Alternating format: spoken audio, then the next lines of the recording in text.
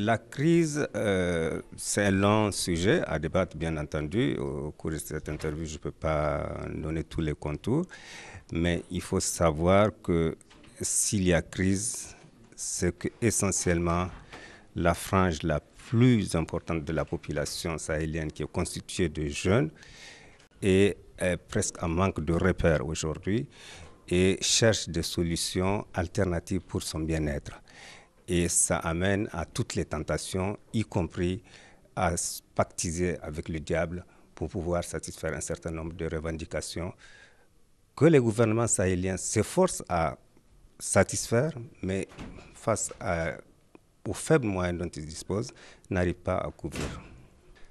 Je dirais que c'est, comme la plupart des participants à cette importante réunion, que c'est une très bonne chose. Parce qu'une étude prospective veut dire qu'on s'arrête pour voir où on va.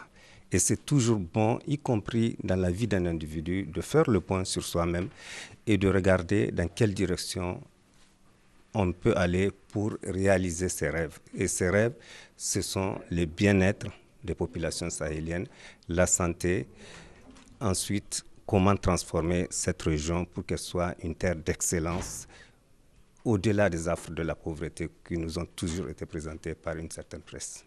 D'abord en fixant des objectifs clairs qui répondent aux besoins des Sahéliens. Et quand je dis Sahéliens, il faut regarder toute l'Afrique de l'Ouest. Maintenant, on ne peut pas faire de limite entre un pays qui a des ressources naturelles très dégradées d'un pays qui a potentiellement encore des ressources naturelles. Il y a toutes les questions liées à la gestion, à la gouvernance, à la sécurité, à l'économie qui doivent être analysées pour qu'on puisse avoir un cadre de référence dans lequel nous allons diriger nos efforts pour le futur. Le CILS est une organisation intergouvernementale qui a été mise en place et regroupant 13 États membres aujourd'hui, des 15 que regroupe la CEDEAO, plus la Mauritanie et le Tchad. C'est-à-dire que c'est une organisation qui a la confiance de ses États membres et qui entend jouer pleinement son rôle dans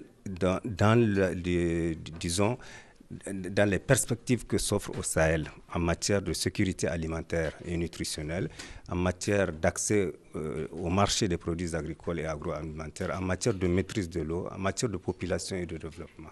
À l'attention d'abord de nos gouvernements, de nos États membres qui nous ont mis en place en tant qu'organisation intergouvernementale, je pourrais dire qu'ils ne se sont pas trompés. Ils ont fait le bon choix et le Sahel regorge de ressources capables d'analyser les maux du Sahel et de faire des propositions de solutions endogènes qui puissent faire du Sahel demain une terre du futur. Et j'invite l'ensemble des gouvernements à avoir davantage confiance à ces organisations qu'ils ont bien voulu mettre en place et à les encourager pour faire le travail.